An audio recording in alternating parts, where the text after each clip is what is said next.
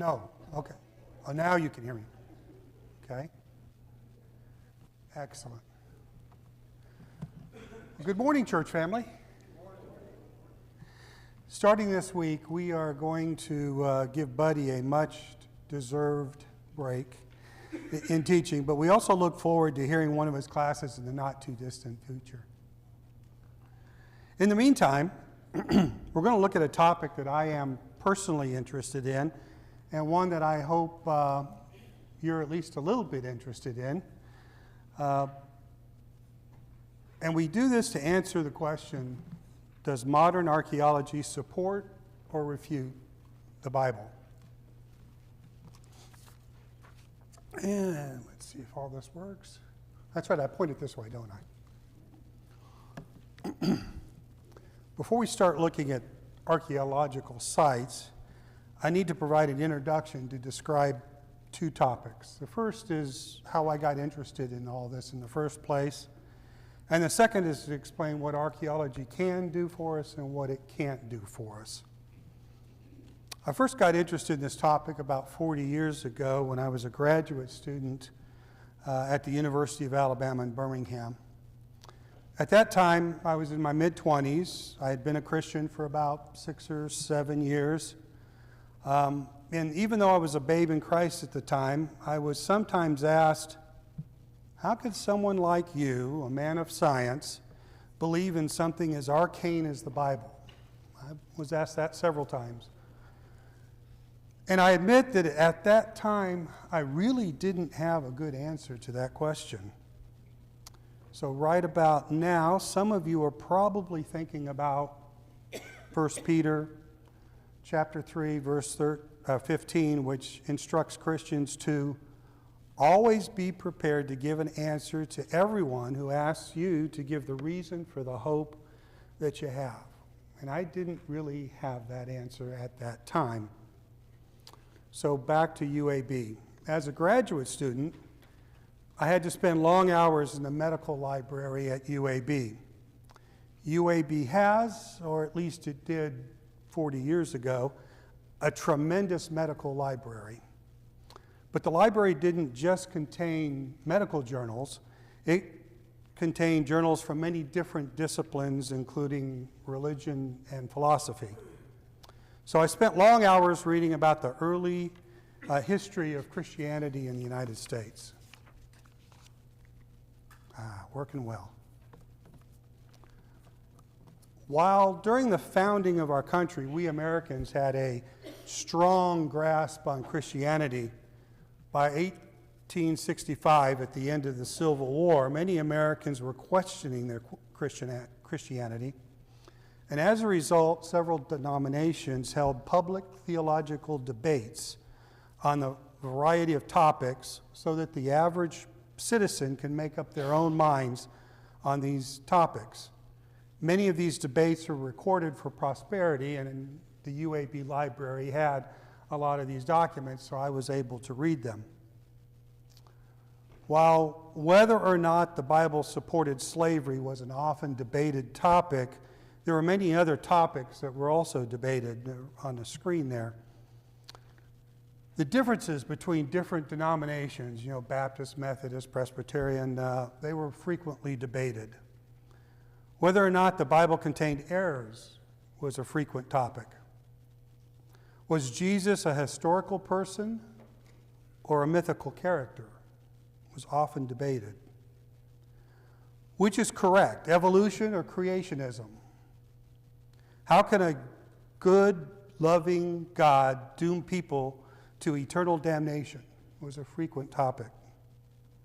Science versus the Bible was a topic that I was particularly interested in. Should the Bible be taught in schools was frequently debated. And remember, at that time in the mid-1800s, most people in the United States who could read learned to read by reading the Bible. Yet there were a lot of people that wanted to pull the Bible out of schools. And last but not least, does God really exist? Was a frequent topic of debate. And all these debates, not all, but many of these debates were recorded, and I had access to those.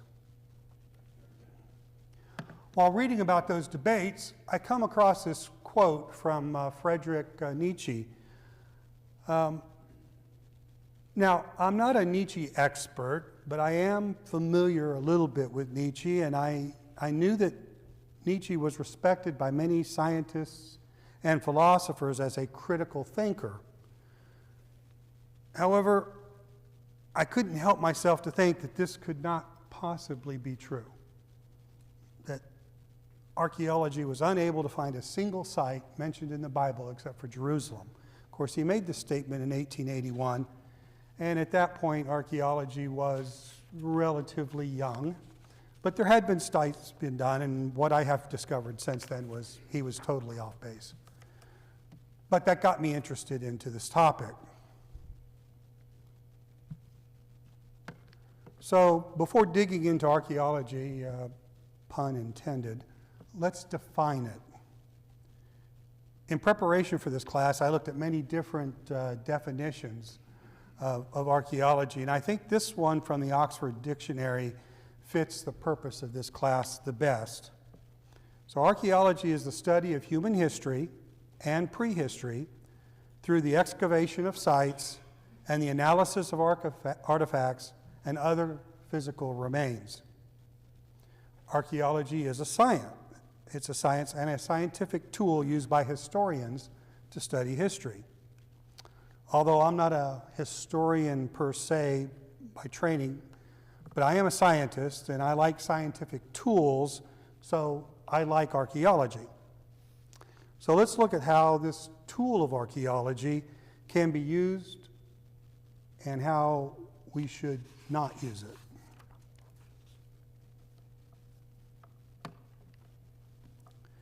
So that first sentence might be a little upsetting, but archaeology can't be used to prove the Bible.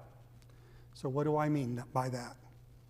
Well, the Bible is both an historical document and it's a book of theology. And when it comes to the book of theology, the archaeology, nothing will ever prove the Bible. But what archaeology can do is it can provide us some historical details of who, what, when, where, how, and sometimes why things happened. It can be used to prove the context on, context on geography, the environment, society at that time. Archaeology can be used to enhance our understanding of historical texts, such as the Bible. So I put that in there that archaeology can't prove the Bible because I'm still reading archaeological stuff frequently. And about once a month I run across an article about a new finding where somewhere the author goes, and this proves the Bible. And I'm going, no, it doesn't. It doesn't. It confirms that what the Bible said actually happened, but it doesn't prove the Bible. So if you ever hear me say that, please correct me. So archaeology is a science. It uses the scientific method to create data. That's good. One problem with archaeology, though, is that the interpretations of the data created by archaeology are dependent on the biases of the researcher. So what do I mean by that? Two researchers can look at the same data and come up with different interpretations depending on the historical text that they use to analyze that data. Different researchers use different historical texts to help them understand the data that they receive. There's a branch of archaeology that has been established where the Bible is used to help interpret the data from archaeological sites that are mentioned in the Bible. And this is termed biblical archaeology, and that's primarily what I'm going to be talking about today. Now, biblical archaeologists are often lumped into two groups. Both groups use the Bible to help them interpret the data that they receive. There are biblical maximalists, which are those that tend to view the Bible as a reliable historical source, particularly regarding the history of ancient Israel. They use biblical accounts to guide or interpret their archaeological findings. So those are maximalists. Biblical minimalists tend to view the Bible as historic fiction, written to make a point about the origins of Israel, and they intend to interpret archaeological findings based on some other interest. I want to say historical data, but it's usually an interest. There are a lot of Egyptologists, if you will, that don't believe that the Exodus ever existed, and every time they find something in Egypt which could be used to support the fact that Israel was there, they often interpret it as something else. They don't want to support the Bible. So those are minimalists.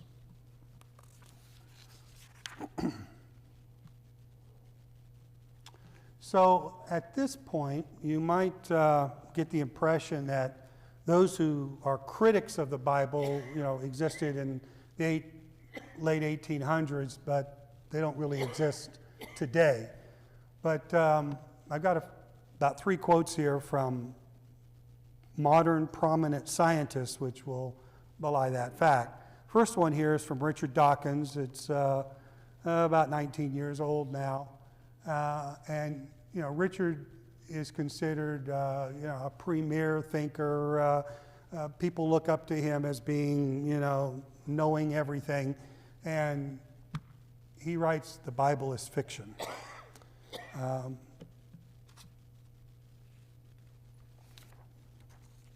Another prominent scientist, Christopher Hitchens, states that modern archaeology has disproved most of the Bible. So call him a minimalist, if you will. That statement's not very old either. This next one, Chris Sosa, another prominent scientist, says the Jesus of Christianity is clearly a mythological figure.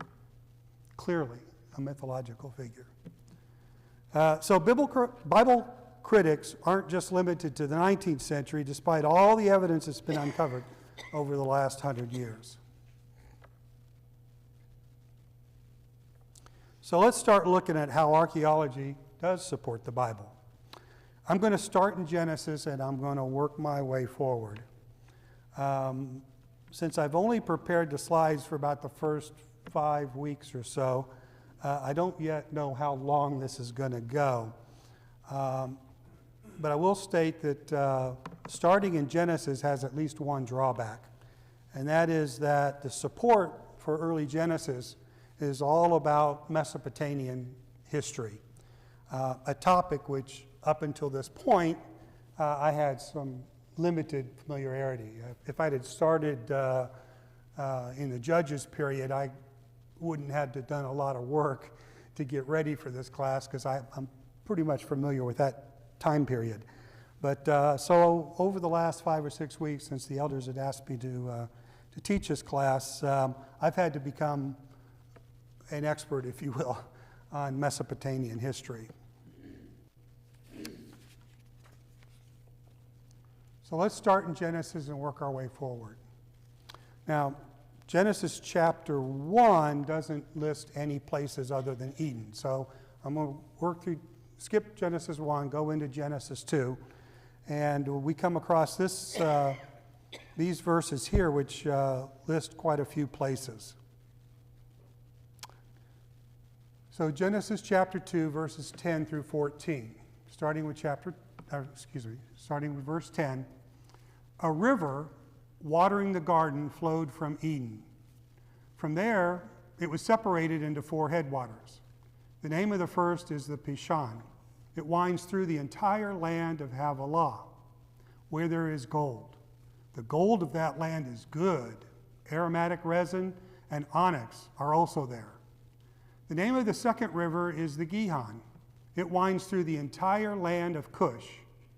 The name of the third river is the Tigris. It runs along the east side of Ashur. And the fourth river is the Euphrates.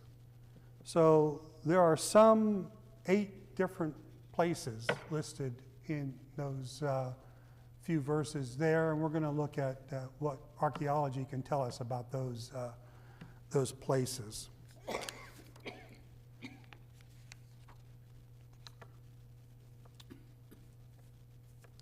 So archaeologists have not been able to find 5 of these 8 places so far.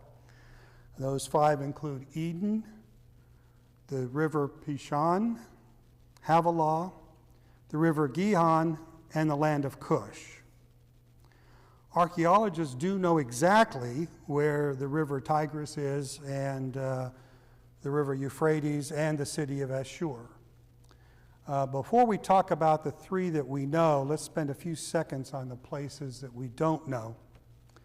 The location of Eden is unknown and highly debated. If you look up where is Eden located, you'll find 40 or 50 different theories on where Eden is located, and I decided it really wasn't worth the time or effort to go through those here in this class. Let's just call it unknown. We know it's in Middle East, Mesopotamia somewhere, but that's as far as the Bible tells us, and that's probably as far as God wants us to know.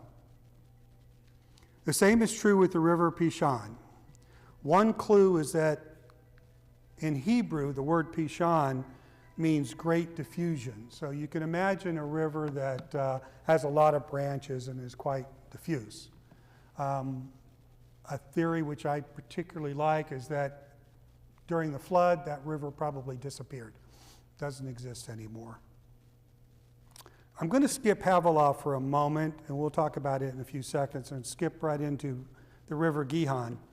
It's also unknown and highly debated. In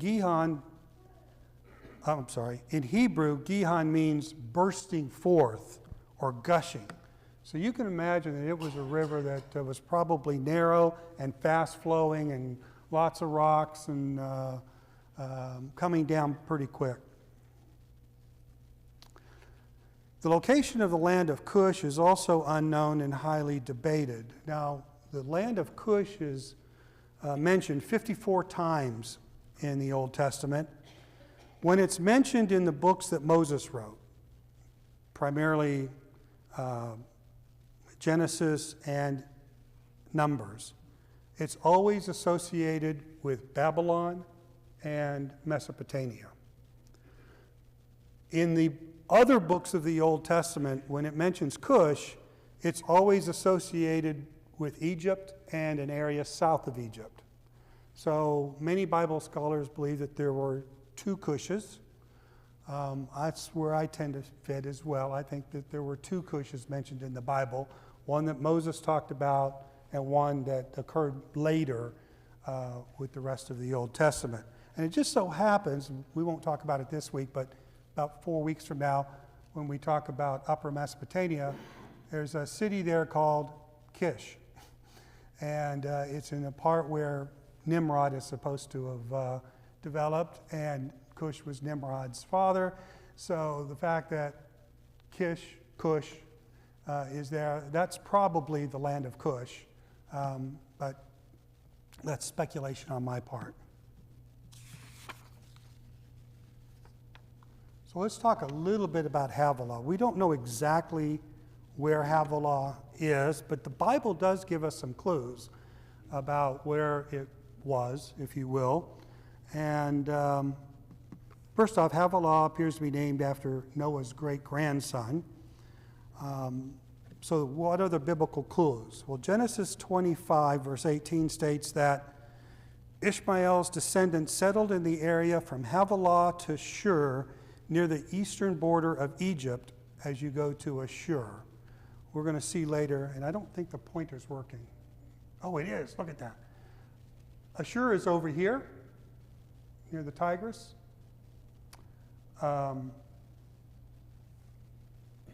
Shur. Yeah, Shur. Shur is right here. Shur in Hebrew means wall or border. I'm sorry, I said in Hebrew. Shur in Egyptian means wall or border.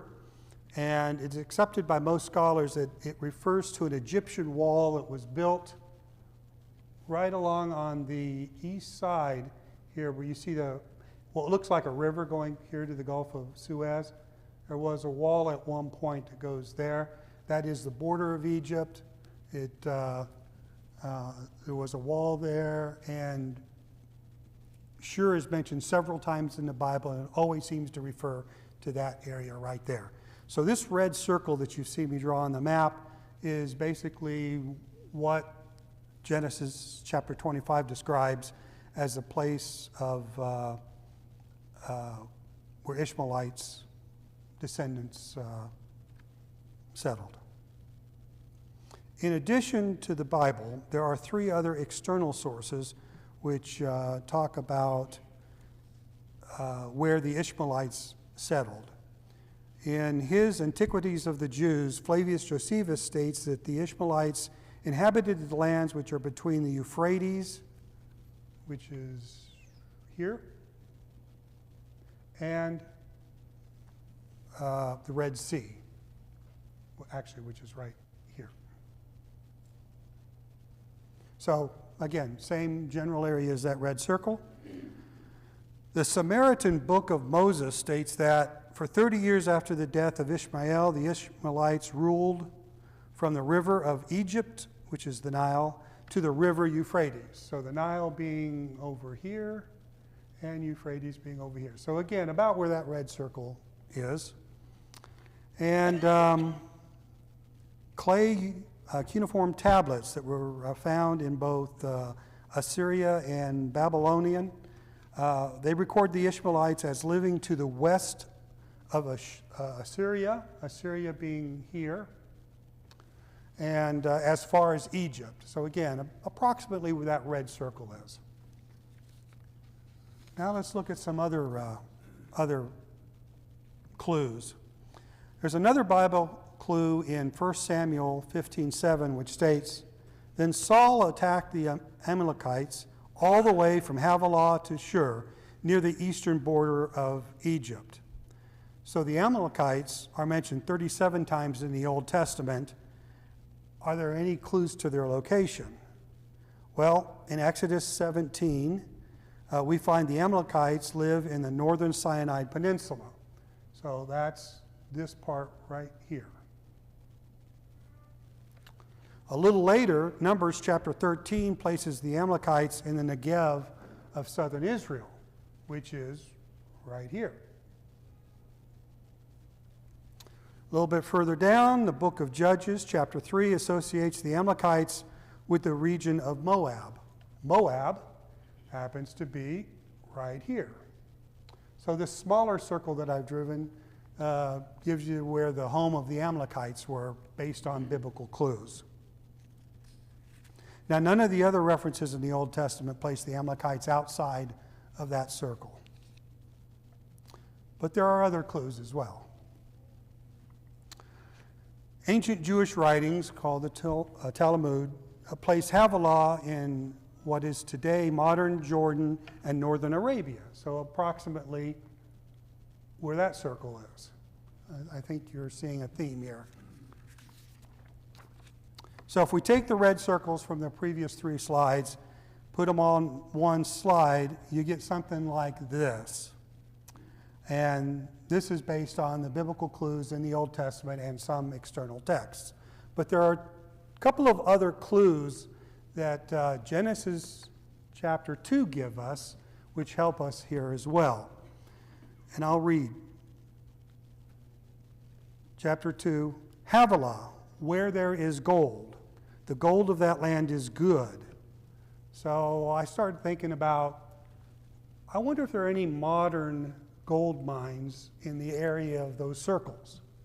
So I did some research of where gold mines are located. There's only, I think there's 3 gold mines located within those 3 circles, and they're all 3 of those are right there where that dot is.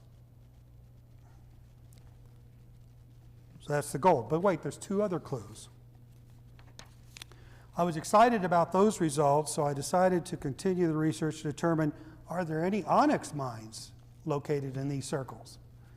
And I found onyx mines, all of the onyx mines, and there's a rare brown onyx, only found in Jordan, and guess what? They're located right there in that circle, same as the gold mines. They're within 10 miles of the gold mines. One other clue.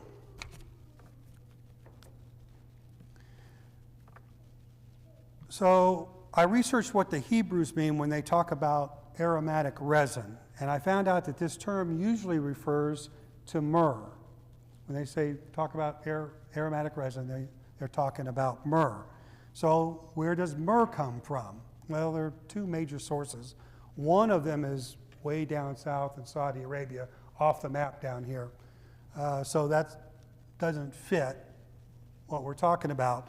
But there's another myrrh that comes from several species of the Commiphora trees, and those trees grow on the eastern border of the Jordan and the Dead Sea. So right about where that yellow line is.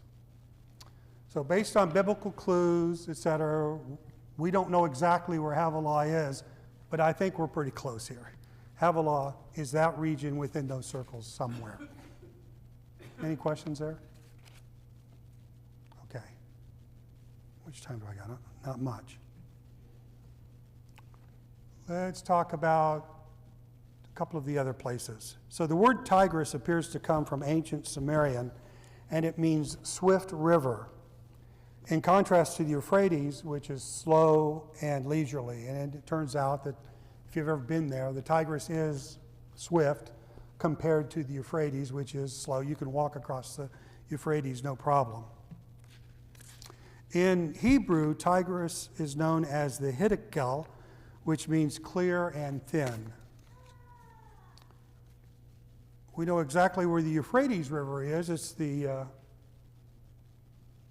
this river here on the western side. In Hebrew, the Euphrates is known as the Parat, which means good and fruitful. The word Euphrates itself appears to have come from ancient Sumerian, and when they say it, it means good ford. So a river that you can walk across, if you will. And it leads us to the last place here, this city called Ashur. Ashur we know exactly where it's at. Today it's at a place called Qulat, Shur-Quat, in modern Iraq. It's on the west bank of the Tigris River, exactly where Genesis tells us it's located. Archaeology confirms that the city was occupied at least 1,000 years before Moses as a city-state, and it was part of the Sumerian culture at that time, the same as Uruk and Ur, which we'll talk about later with reference to Abraham. Later, the city became the capital of the Akkadian Empire before becoming the capital of the Assyrian Empire. At around 850 BC, the Assyrian capital was moved to another place we'll talk about in about 3 or 4 weeks called Kalu. This is a short list of a history, if you will, of the city of Ashur and what its status was at the time of these time periods. Most of this time you'll see that it was a city-state under either self-rule or under whatever various empire was going on at the time. At the time of Moses, which is the highlighted in black there, the 1450 time period, Ashur was a city-state under the rule of Assyria. This is a map of Mesopotamia at around the time of Moses, 1450. I'm going to continue to use this map, even though this is dated at 1450, and we're going to be talking about things that are a couple of thousand years older than this. I'm going to continue to use this map for consistency. This is what was known at the time that Moses wrote Genesis. Ashur is right there on the Tigris River. It's in that green part, which is Assyria. This lower part at the time of Moses is Babylon. At the time of, long before Babylon, it was part of the Sumer dynasty, and we'll talk about that in I guess, next week. So what archaeology studies have been done at Ashur? Between 1893 and 1913, Excavations were carried out by at least 3 teams of prominent German archaeologists. Their most significant find was over 16,000 clay tablets with cuneiform writing. Although these tablets have been in museums for over 100 years, many of them have still not yet been translated. Fortunately, there's a team that has been translating these tablets over the last 10 years, and within the next couple of years, the vast majority of these tablets will be translated, and those translations will be made public. Between 1988 and 1990, Ashur was excavated by 2 other teams of German archaeologists. And this isn't on the slide, but between 2015 and 2016, the site was occupied by the Islamic State of Iraq and the Levant, often abbreviated to ISIS. ISIS threatened to destroy the archaeological sites at Ashur because they were at a time prior to Islam, and so they reflect a pagan culture, and ISIS was all about getting rid of pagan cultures, and so they threatened to destroy the sites there, and they started that destruction. Now, they had by the time they got to Ashur, they had already destroyed the sites at Nineveh and Kalu and some other sites. Fortunately, the Iraqi army was able to get to them before they could do much at Ashur, and that destruction has been halted. Since February of 2023, another German team has resumed excavations at Ashur under the oversight of the Iraqi Ministry of Antiquities. Show you a few things that they found at Ashur.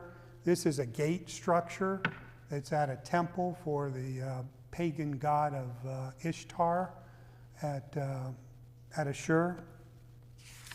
This is the temple itself, again, for the pagan god Ishtar, a prominent pagan god at the time of the Sumerian dynasty. Now, this is typical. This is covered in sand, so you really can't see the structure.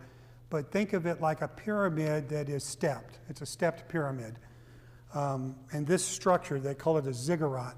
The ziggurat structures are very common with the cities in Mesopotamia. You'll find ziggurats all over the place over there. This one just hasn't been excavated sufficiently yet. This is a photo of a relief that was found on the wall in the temple at Ashur, depicting the, actually in this case, this was depicting the god of Ashur, the city god of Ashur. This is a typical housing complex at Ashur. There's several of these scattered about. Clay tablets. I mentioned that there were a lot of clay tablets found. Ashur isn't the only place. These clay tablets are found all over Mesopotamia, and they're in various languages. The one on the left happens to be written in the ancient Sumerian language.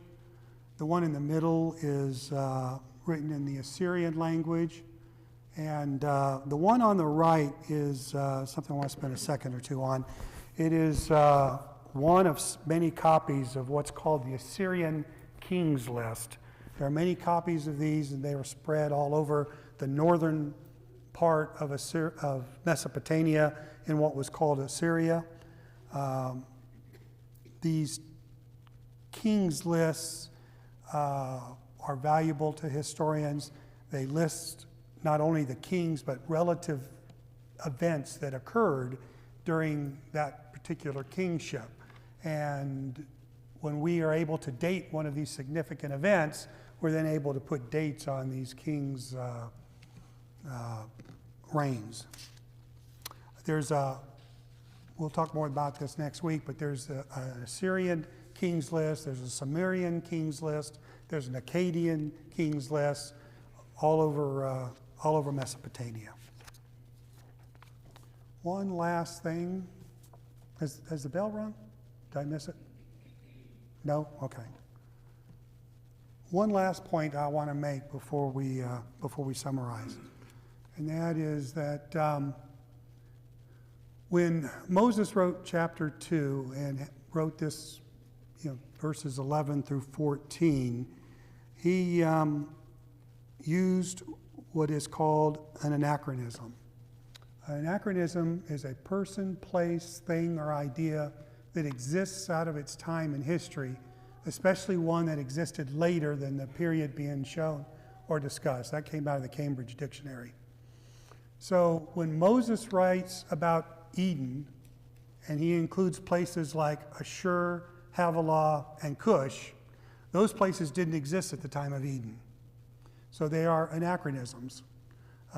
Moses wrote and put those in there so that his audience would understand what locations he was talking about. Now, 5,000 years later, we may not know what those locations are, but the people that he was writing to would understand those. Why am I making a point of this? It's not really a big deal now when we're talking about Genesis chapter 2, but when we get into Exodus and we start talking about the Exodus, there are two major divides in Egyptologists about when did Exodus occur. And understanding that Moses writes in anachronisms is important to being able to figure out which of those two timelines is the correct timeline. Any questions on that? No. Okay. So let's summarize what we know. So Ashur existed before and at the time of the Exodus. Ashur is located exactly where the Bible says it was located. Tablets confirm trade with Egypt. I didn't mention this during the talk, but these cuneiform tablets, a lot of them had to deal with foreign relations and trade. And those tablets confirm trade with Egypt at the time of Moses. So Moses would have been well informed about these cities. These tablets also confirm the existence of the Ishmaelites and exactly where they were located. And perfect timing. The tablets document the Assyrians' kings list, which helps us date a lot of historical events. That's my summary. Any questions? I hope I didn't bore you to death. Next week, then, we are going to talk about Genesis chapter 4 and the earliest known city in the world, which the Bible discusses. Thank you.